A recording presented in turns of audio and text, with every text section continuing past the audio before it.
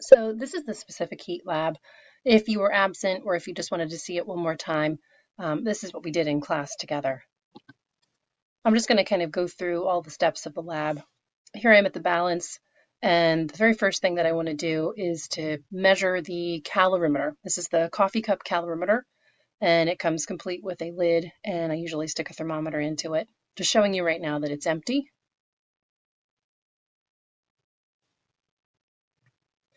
Pop it up on the balance so we can get the mass of that coffee cup calorimeter empty. And you can record a mass whenever you're comfortable. Remember, there's a lot of air currents inside of the lab room, so you're going to see a lot of fluctuation. I usually try and pick something in the middle of where it's fluctuating.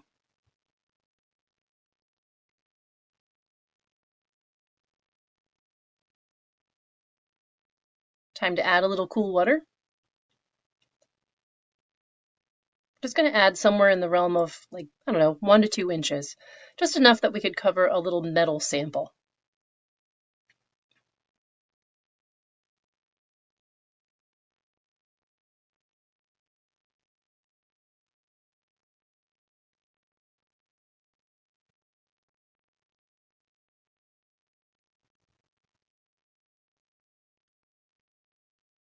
Back onto the balance.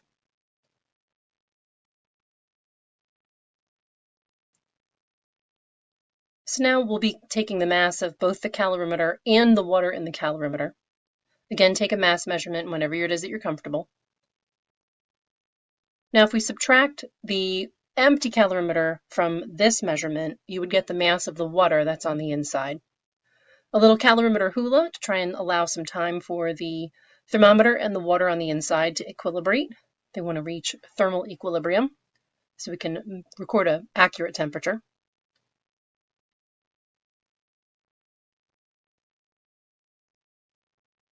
We'll zoom in so you can get at least a decent temperature measurement.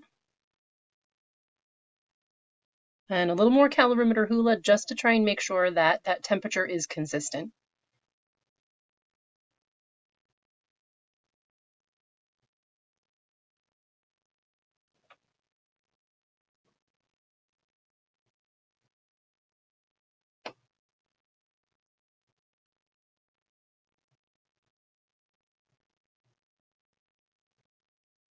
That's looking pretty consistent to me. So that's going to be the initial temperature of the water in the calorimeter. Now let's deal with the metal. Now, just by looking at that metal, you probably already know what it's made of, but let's pretend that we don't and go kind of through all the different steps. We'll re-zero our balance so that we can get a good mass of that metal. Again, record when you're comfortable.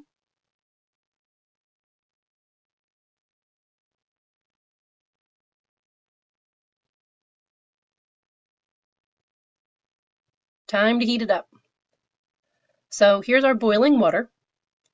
And we know that that's at 100 degrees Celsius, although I'll check that again at the end.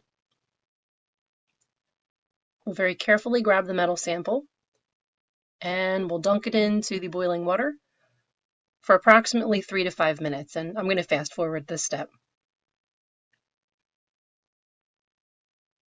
So here we are about 5 minutes later. That metal's nice and hot. We have our open calorimeter ready, and plunk, right into it she goes. And if I hadn't fumbled the lid, this would have been nice and smooth. Time for some calorimeter hula. So right now we have heat transferring from the hot piece of metal into the cold water in the calorimeter. We should be able to see that the thermometer is going to get nice and hot. And sorry for the calorimeter being slightly out of the frame here. It's kind of hard to juggle two things at the same time. So we're just going to start monitoring the temperature, just showing you here that the temperature is in fact going up. Make a mental note of that temperature. What we're trying to see is whether or not the temperature is going to keep increasing or if it's holding fast or coming down.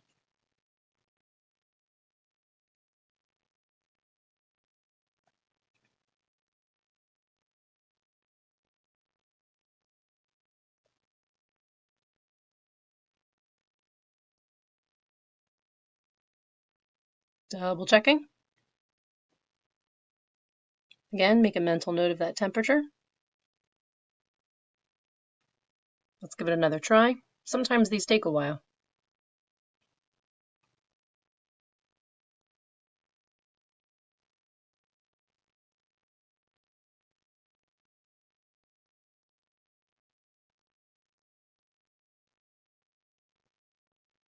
Looks like it's holding pretty fast to me, but one more try.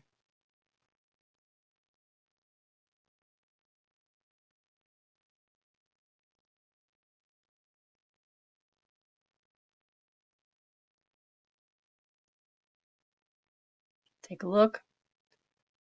Mental note of the temperature.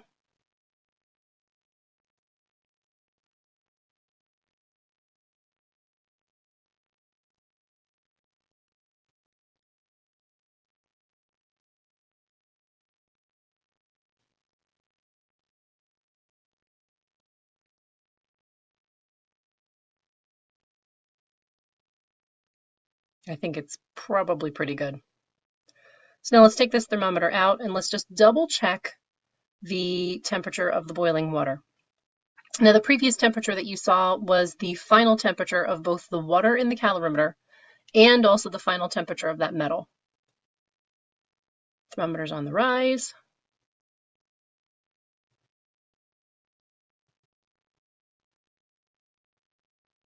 We're approaching 100.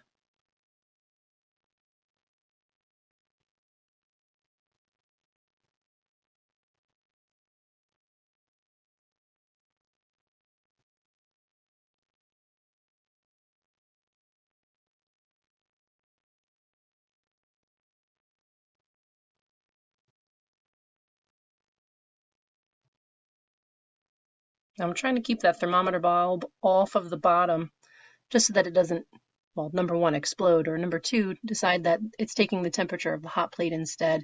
If you zoom in, having trouble working the camera, of course. There you go.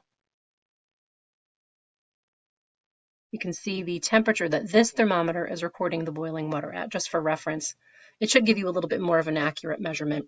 So at this point, you should have all the data necessary to complete your specific heat capacity of a metal lab worksheet. So why don't you go ahead and see if you can actually plug and chug some of those numbers in and figure out what exactly that metal sample was that I was handling.